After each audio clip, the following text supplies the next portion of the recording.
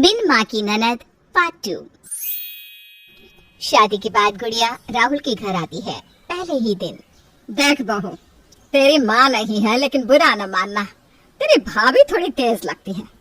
अरे भाभी भी तो माँ ही होती है। अपनी बेटी का ससुराल पैसों से भर देती जिससे उसकी बेटी खुश रहे, लेकिन तेरी भाभी तो भाभी ही होती है, जैसे सास सास होती है। लेकिन सास तो फिर भी माँ ही होती है, चाहे पति की ही क्यों ना हो। पति भी तो तुम्हारा ही हो ना। तो ये भी तुम्हारी माँ हुई ना। राहुल और उसकी माँ गुड़िया को चालाकी से फंसा रहे थे, जिससे कि वो उस पर विश्वास करे और भाभी से लड़कर इन लोगों के घर के लिए खूब सारा सामान लेकर आए। फिर एक रोज, क्या बात है, जब से हम लोगों की शादी हुई है तुम्हारे मायके से बुलावा नहीं आया। अरे असली माँ होती ना तो रोज 4 किलो शुद्ध देसी घी का लड्डू लेकर दरवाजे पर खड़ी होती। कोई बात नहीं माँ, हम लोगों को लड्डू की लालच नहीं है, बस गुड़िया को उसके भाई और पापा से मिलवा कर लिया है। नहीं, वो लोग घर पर नहीं है, वो भाभी के मायके की शादी है ना, तो सारे वहाँ गए हैं। हाय रे, तेरी भाभी ने तुझे भनक भी ना लगने दी। माँ वो तो मुझे पहले से ही पसंद नहीं करती है, लेकिन मुझे क्या पता था कि वो मेरा गुस्सा गुड़िया पर निकालेगी। गुड़िया तो जानती थी कि उसकी भाभी उसे रोज फोन करती है, और क्योंकि सास का नेचर भी वो जानती है, इसलिए घर की शादी में उन लोगों को बुलाया ही नहीं। लेकिन वो कैसे कहे। क्या हो गया बहू? राहुल, बहू तो सदमे में चली गई।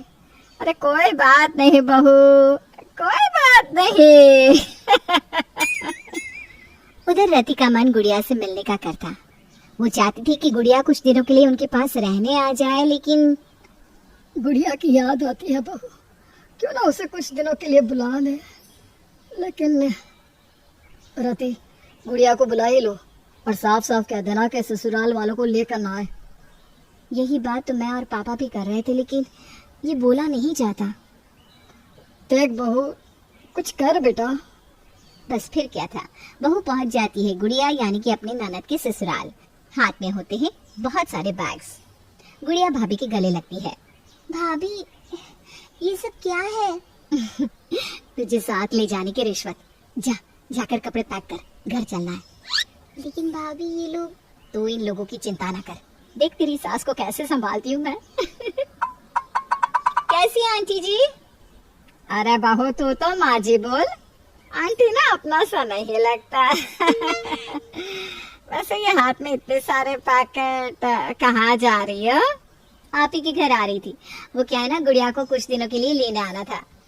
पापा जी नहीं रह पा रहे ना गुड़िया के बिना। लेकिन क्या करे, बेटी तो होती ही पराया धन है, और उसके लिए कितना भी धन खर्च करो कम ही है क्या। रति को गुस्सा तो बहुत आता है, लेकिन फिर भी भाई ननद की सास है तो सुनना तो पड़ेगा। माँ जी, भाभी मुझे लेने आई है, मैं जाऊं? हाँ, क्यों नहीं, लेकिन पहले भाभी को बोल तो जो लेकर आई है वो दे भी दे। वैसे है क्या? कुछ नहीं माँ जी, बस सबके कपड़े, फल, मिठाई और ड्राई फ्रूट्स। ओहो, क्या बात है भाभी, क्या बात है।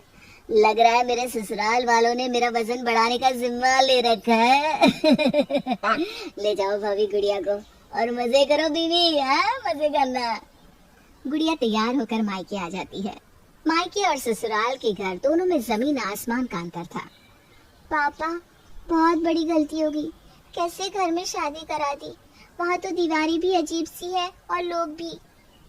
दीवारों को तो फिर भी पेंट किया जा सकता है, लेकिन इंसानों को कैसे? हाँ भाई, सही बात है। भाभी, मैं सच्ची शर्मिंदा हूँ। इन लोगों ने जिस तरह से आप लोगों से पैसे मांगे, मुझे तभी समझ जाना चाहिए था कि इन लोगों की मंशा ठीक नहीं है। लेकिन हैरानी की बात तो ये है कि राहुल भी कुछ नहीं बोलता। वो भी माँ के साथ कैसे पैसों की डिमांड करता है। गुड़िया, तुझे ये लोग पीछे से परेशान तो नहीं करते ना? गुड़िया कुछ नहीं कहती, लेकिन रति समझ जाती है कि कोई ना कोई बात है। रात को, सुनिए ना, आज आप पापा के कमरे में सो जाइए। वो कहना आज मैं गुड़िया के साथ सोना चाहती हूँ। हाँ, क्यों नहीं, गुड़िया को बुला लो, मैं पापा के पास चला जाता हूँ। रात भर रति और गुड़िया ढेर सारी बातें करते हैं, लेकिन गुड़िया वो बात नहीं करती जो रति सुनना चाहती है। गुड़िया, क्यों ना कहीं सभी घूमने चले? रहने दो ना भाभी, क्यों अपना खर्चा बढ़ा रही हो? राहुल को ले जाना मतलब सारे पैसे भैया को लगाना। वो तो ऐसे ही बोलते रहते हैं। क्या बोलते रहते हैं? बताओ ना गुड़िया, क्या बोलते हैं? भाभी हमेशा कहते हैं कि बिन माँ की है बहू, और आपके बारे में भला बुरा कहते हैं। कई बार तो कहते हैं कि रति को बुरा तो लगता है, लेकिन क्या करे, भाभी कैसे माँ बन सकती है ये वो सोचती है। लेकिन क्या गुड़िया की ससुराल वाली सही है? गुड़िया, तू उन लोगों की बात हमें बताया कर। मुझे ना उन लोगों के इरादे ठीक नहीं लगते। राहुल कुछ नहीं करता, घर भी अच्छा नहीं है, लेकिन पता नहीं कैसी पट्टी पड़ाई है कि तू उन लोगों की कोई बुराई ही नहीं देख पाई। भाभी अब मैं क्या करूं? या तो सास अच्छी हो या पति, यहाँ तो दोनों ही कामचोर और लालची हैं।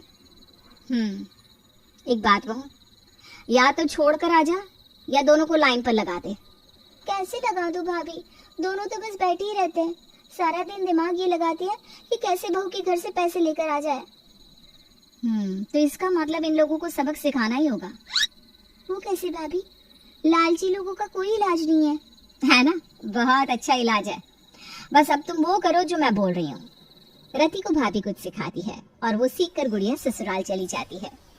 आ गई? क्या लाई हो? खाली हाथ क्यों आ गई? खाली हाथ नहीं माँ जी, इस बार तो इतना बम्पर धमाका लेकर आई हूँ कि आप भी बोलेंगी, बहू तूने तो मायके की एक ट्रिप में मुझे करोड़पति बना दिया। क्या बात कर रही हो यार? वो कैसे? वो क्या है ना, मेरी नानी ने बहुत सारी प्रॉपर्टी मेरे माँ के नाम की थी, लेकिन अब मेरी माँ ने मरने से पहले सब कुछ भाई के नाम कर दिया था। ये क्या बात होती है? तेरी माँ की प्रॉपर्टी तो तेरी होनी चाहिए थी, वो भाई को क्यों दे दिया? नहीं दिया नहीं है, दिया तो मुझे ही है, लेकिन भाई को ये बोलकर दिया है कि अगर मेरा पति अच्छा कमाता है, मेरी सास का व्यवहार लालची ना हो और ससुराल वाले मेरी इज्जत करे, तभी ये प्रॉपर्टी उन लोगों को दी जाए। लेकिन राहुल तो एक पैसे की कमाई नहीं करता। बुरा ना मानना, लेकिन हर वक्त मेरे घर वालों को पैसे की मांग करना, उन लोगों की नजर में आप लोगों की छवि अच्छी नहीं है, और जब तक वो सुधरेगी नहीं, मेरी प्रॉपर्टी भी उन्हीं के पास रहेगी। ओ तेरी मैं, ये क्या तेरे कारण सब बिगड़ गया? क्या बोल रही है बहू?